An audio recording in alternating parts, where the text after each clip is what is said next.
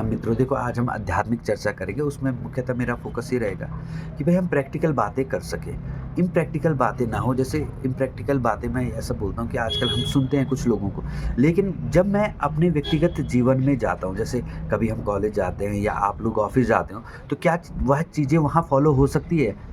कि जब हम अपने जो वास्तविक जीवन में जा रहे हैं, तो क्या हम उन चीज़ों को फ़ॉलो क्यों नहीं कर पा रहे हैं? और घर आके हमें चिंतन करना पड़ रहा है कि ऐसा मुझे करना चाहिए था। तो इसका मतलब हमारी जो शिक्षा है, जो हमने सीखा है, वह या तो प्रैक्टिकल नहीं है या हमने गलत सीखा है। 2 ही कारण हो सकते हैं ना, या हमने ही गलत चीज़ें तरीके से उसको सीखा है, या वह बातें प्रैक्टिकल नहीं थी। उसके लिए उन बातों का प्रैक्टिकल वही है कि जहाँ पे आपके सामने कोई लोग ही ना हो, तब आप चिंतन में बैठे हो या ईश्वर का नाम जप कर रहे हो। तो लेकिन हम जब सार्वजनिक जीवन में जाते हैं, तो क्या यह बातें हम कैसे इसको अप्लाई करें, इसी के बारे में मैं आपसे डिस्कस करना चाहता हूँ। तो देखो, वास्तविक रूप से यह तो निश्चित है, या आपने भी अनुभव किया होगा कि हमारा जो मन है, वही हमारे जीवन के लिए, कैसा हम जीवन जी रहे हैं, उसके लिए हमारा मन ही उत्तरदायी है। क्योंकि अगर हमारा मन है ना, देखो, आपने आपके साथ किसी ने बुरा व्यवहार किया ऑफ़िस में या कहीं भी, और आप उसको देख रहे हो और आपके भीतर एक घृणा का संचार हो जा रहा है, घृणा का भाव आ जा रहा है, उस व्यक्ति को देखने का आपका मन नहीं कर रहा है। तो आप बताओ ना, उस पल आप कितना नरकीय जीवन अपना जी रहे हैं। क्योंकि अगर वो विष आपके भीतर है ना, तो वो विष तो आप ही को परेशान करेगा ना, क्योंकि आपके ही मन में उसके प्रति इतना घृणा भाव जो है जागृत कर दिया। तो वास्तविक रूप से अगर हम अपने मन को ही डस्टबिन बना देंगे ना, तो दुर्गंध हमारे भीतर से ही आनी है, ये निश्चित है।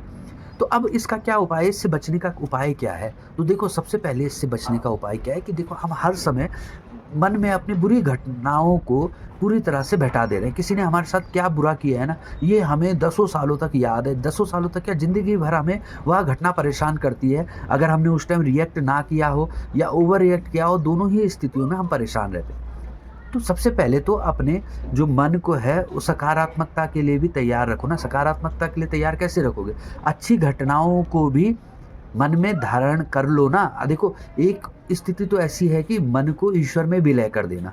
लेकिन मैं प्रैक्टिकल बात कर रहा हूँ, जब आप क्या करो कि जो अच्छी घटनाएँ भी हैं, उनको भी अपने भीतर धारण करो। ऐसा नहीं कि किसी ने क्या बुरा कर दिया वो तो आपको सदैव ध्यान है, लेकिन कितने ही लोगों ने आपके साथ सद्व्यवहार किया, अच्छा निष्ठापूर्ण व्यवहार किया, लेकिन उसको आप तुरंत भूल गए। और मतलब उसको भूलने में आपने 2 दिन नहीं लगाए, और किसी ने गलत व्यवहार किया, उसको आपने सदैव के लिए याद रख लिया। तो निश्चित रूप से आपका जो जीवन है, वो तो नरकीय होना ही है। अगर आपने यह आदत बना रखी है अपनी कि कोई घृणित घटना, कोई खराब घटना को ज़िंदगी भर आप ढूँढे, और जो अच्छी चीज़ें आपके साथ हुई, जिन लोगों ने आपका सहयोग किया, उनको तुरंत आप भूल जा रहे हो, तुरंत डिलीट कर दे रहे हो, तो निश्चित रूप से आप अच्छा जीवन, व्यवहार में अच्छा जीवन आप नहीं जी पाओगे। चाहे आप कितना ही सत्संग सुन लो, लेकिन जब आपके सामने वो घटनाएँ आएगी, तो निश्चित रूप से आप बिखर जाओगे। तो इसके लिए क्या रास्ता है? इसके लिए मार्ग यही है। पहला तो मैंने मार्ग बताया कि आपने जो घटनाएँ अच्छी घटी, वह भी ध्यान रखनी है। मतलब उससे क्या होगा, आपका मन जितना सकारात्मकता रहेगा, तो आपका जीवन उतना ही आनंदित होने वाला है। दूसरा, अगर किसी ने ऐसी घटना कर भी दी है, तो मानिए कि भई मेरे कोई न कोई ऐसे कर्म रहे होंगे, अभी के या पूर्व जन्म के, या कोई मेरे इसके साथ कोई ऐसी पूर्व समय में घटना रही होगी जिसका मुझे फल मिलना ही था। अब यह मुझे मिल गया, अब मैंने इस व्यक्ति से दूरी बना देनी है, क्योंकि यह मेरे साथ सहज नहीं हूँ मैं इस व्यक्ति के साथ। इसके साथ मेरे संबंध नॉर्मल नहीं हो सकते, क्योंकि इसने ऐसी मेरे साथ मेरे बारे में ऐसी दुर्भावना इसके भीतर भरी है, तो इसके प्रति मेरे को, क्योंकि आप देखो ना, आप जो भी आपको डर है, वो आपको व्यर्थ। देखो, आपको जीवन जीने के लिए किसी की चापलूसी करने की कोई आवश्यकता नहीं। आपको किसी भी स्वार्थ में पड़ने की कोई आवश्यकता नहीं, क्योंकि यह स्वार्थ आपको निश्चित रूप से पतन की ओर ले जाएगा। तो अपने ऐसे लोग जो आपके प्रति सही भावना नहीं रख पा रहे हैं, उनसे दूरी बना लो। लेकिन उनके बारे में हर पल आप विचार करोगे, तो वास्तविक रूप से आप कष्टों की ओर ही बढ़ोगे। अपने मन को पवित्र करने के लिए, अपने मन को पवित्र करने का प्रयास करो। अपने मन को पवित्र करने का मतलब, ट्रेन करो अपने मन को। ट्रेन करो मतलब पहले ही विचार कर लो कि मैंने फालतू बातें किसी से नहीं करनी।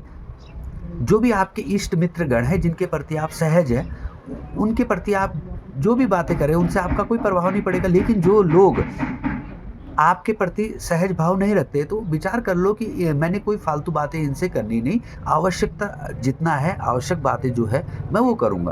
क्योंकि उससे आप क्या बचोगे, ओवर एग्रेसिव होने से बचोगे, क्योंकि कोई आपको गलत चीज़ें बोलेगा, तो आपने कितना भी सीखा होगा, तो आप तुरंत, क्योंकि आपका नियंत्रण नहीं रहेगा, तो इसके लिए इसकी प्रैक्टिस यही है कि आप पहले ही विचार बना लें, मैं फालतू बातें मैंने करनी ही नहीं है फालतू लोगों से।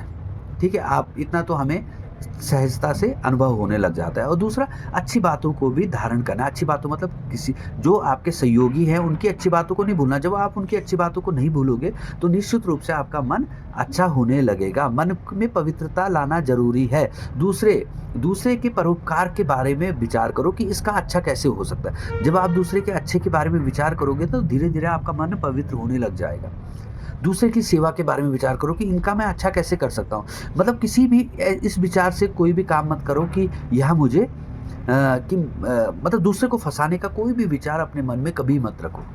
दूसरे की सेवा के, दूसरे की पूर्ति के लिए अगर आप विचार करोगे कि इनका मैं अच्छा कैसे कर सकता हूँ, तो धीरे-धीरे निश्चित रूप से आपका मन पवित्र होने लग जाएगा। और उसके बाद जिसका का मन पवित्र हो गया ना, तो उसको समस्त सिद्धियाँ स्वतः ही प्राप्त हो गई। उसको सिद्धि पाने के लिए कोई भी यत्न प्रयत्न करने की आवश्यकता नहीं।